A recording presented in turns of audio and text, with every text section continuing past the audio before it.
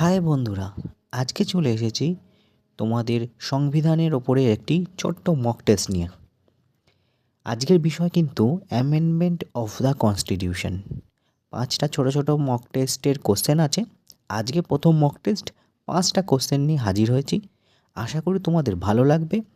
আমি অ্যাটেম্প্ট করব, আমার সাথে সাথেও তোমরা কিন্তু অ্যাটেম্প্ট করতে থাকবে এবং কমেন্টে কার কত কী স্কোর হলো অবশ্যই জানাবে। চলো আজকের ক্লাসটি শুরু করা যাক। ভিডিওটি ভালো লাগলে অবশ্যই লাইক করবে আর সাবস্ক্রাইব করে নেবে। চলো। Which part of the Indian constitution deal with its amendment? ভারতের সংবিধানের কোন অংশে সংবিধান সংশোধনের কথা বলা হয়েছে? 4টে অপশন: পার্ট 20, নাকি পার্ট 8, নাকি পার্ট 13, নাকি পার্ট 19? ভারতের সংবিধানে কোন পার্টে অ্যামেন্ডমেন্টের কথা বলা হয়েছে? খুবই গুরুত্বপূর্ণ এবং ইম্পর্টেন্ট কোশ্চেনের মধ্যে এটি। সঠিক উত্তর দেখব। সঠিক উত্তর পার্ট 20। পার্ট 20-তে ভারতীয় সংবিধানের অ্যামেন্ডমেন্ট বা সংবিধান সংশোধনের কথা বলা হয়েছে। পরের প্রশ্নে যাব। দেখো, the amendment of the constitution can be initiated. ভারতের সংবিধানের সংবিধান সংশোধন শুরু করতে পারে in which of the following?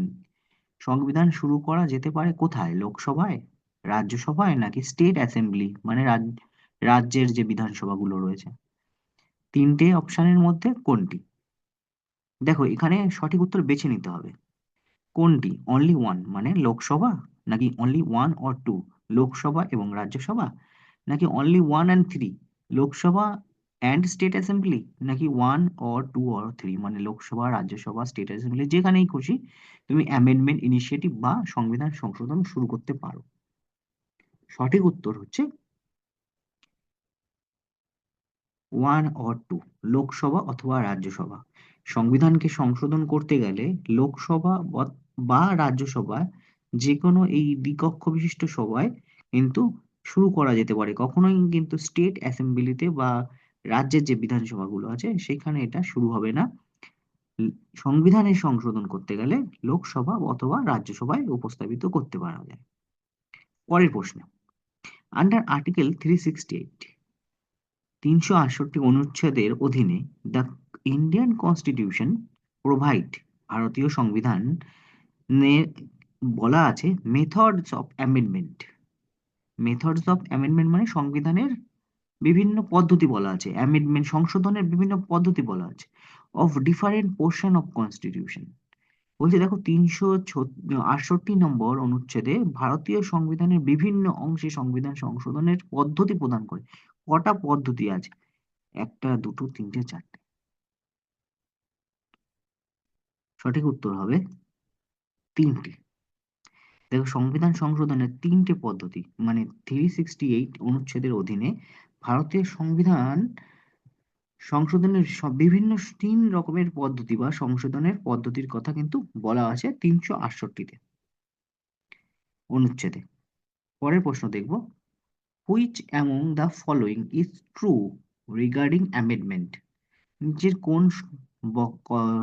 বক্তব্যটি সঠিক অ্যামেন্ডমেন্ট নিয়ে বা সংশোধন নিয়ে of the constitution with provision which affect the federal structure, federal character of constitution?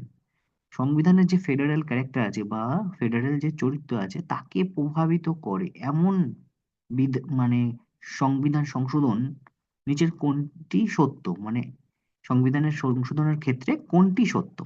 4টে option: they can be amendment by a simple majority, একদম সিম্পল মেজরিটি বা যতজন উপস্থিত আছে তার বেশি সংখ্যক সিম্পল মেজরিটি এটা অ্যামেন্ড করা যাবে বা সংশোধন করা যাবে।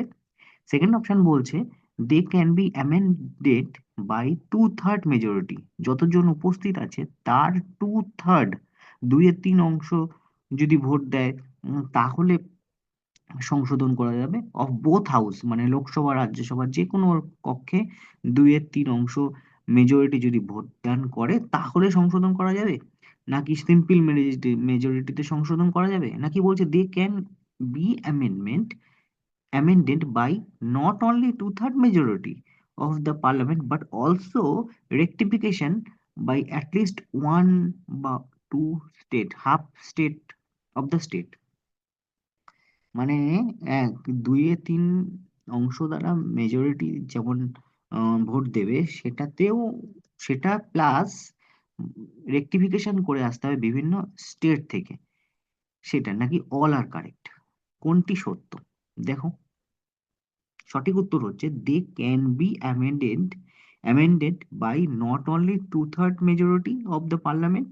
পার্লামেন্টের দুয়ে তিন অংশ শুধুমাত্র হলে হবে না, বাট অলসো তাকে হতে হবে rectified by at least one or two state. যে কোনো একটা বা দুটো রাজ্যেতে রেকটিফাই হয়ে আসতে হবে। তাহলে কিন্তু সংবিধানের যে বেসিক স্ট্রাকচার আছে, যে কোনো স্ট্রাকচার নয়, কিন্তু এখানে বলা হচ্ছে যে রিগার্ডিং এই যে of the constitution with provision which affected federal character. এই যে ফেডারেল ক্যারেক্টারকে কিন্তু সংশোধন করা যায় এমন আইন যেখানে টু থার্ড মেজরিটি লোকসভা রাজ্যসভায় থাকা পরেও এক বা দুটো স্টেটেও কিন্তু তার রেকটিফিকেশন হয়ে আসতে হবে। তাহলেই কিন্তু এই ফেডারেল ক্যারেক্টারের বদল সম্ভব। পরের প্রশ্ন দেখো, হু among the following reserves the right to initiate the constitution amendment. সংবিধানের সংশোধনের জন্য নিম্নলিখিত কে সংশোধনী শুরু করতে পারে? সংশোধনী শুরু করার মানে সংবিধান যে সংশোধন হবে সেইটা শুরু করার যে অধিকার সেটা কার আছে? Supreme court of India.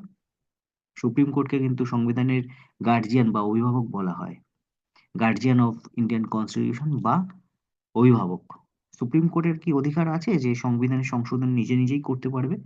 নাকি পার্লামেন্ট অফ ইন্ডিয়া, ভারতের সংসদ, নাকি প্রেসিডেন্ট অফ ইন্ডিয়া, ভারতের রাষ্ট্রপতি, নাকি ইউনিয়ন কাউন্সিল অফ মিনিস্টার, যেসব মন্ত্রীরা রয়েছে কেন্দ্রীয় মন্ত্রী তারা? সঠিক উত্তর কিন্তু পার্লামেন্ট অফ ইন্ডিয়া। একমাত্র পার্লামেন্ট বা ভারতের সংসদকেই কিন্তু অধিকার দেওয়া হয়েছে যে তারাই সংবিধান সংশোধন করতে পারবে। এই যে সংবিধান সংশোধন করার পদ্ধতি বললাম, যে টু থার্ড মেজরিটি নিয়ে কিন্তু যে কোনো কক্ষে লোকসভা অথবা রাজ্যসভায় সেটাকে পাশ হতে হবে। যদি সেটা বেসিক স্ট্রাকচারের ক্ষেত্রে হয় তাহলে এক বা দুটো স্টেটের রেকটিফাই হতে হয় বা স্টেটেরও অনুমতি লাগবে। দেখো, এই ছিল পাঁচটি মক টেস্টের কোশ্চেন। এই ছিল পাঁচটা কোশ্চেন প্রথম মক টেস্ট ভারতের সংবিধান নিয়ে। আজকের বিষয় ছিল সংবিধান সংশোধনী বা অ্যামেন্ডমেন্ট। পাঁচটা কোশ্চেনের মধ্যে তোমাদের কার কত স্কোর হলো নিশ্চয়ই জানাবে। কেমন লাগলো তোমাদের আজকের এই পাঁচটি কোশ্চেনের ক্লাসটি, এমসিকিউ ক্লাস, লাইভ টেস্ট? নিশ্চয়ই তোমরা কমেন্টে জানাবে। দেখা হচ্ছে পরের ভিডিওতে। এখনকার জন্য টাটা।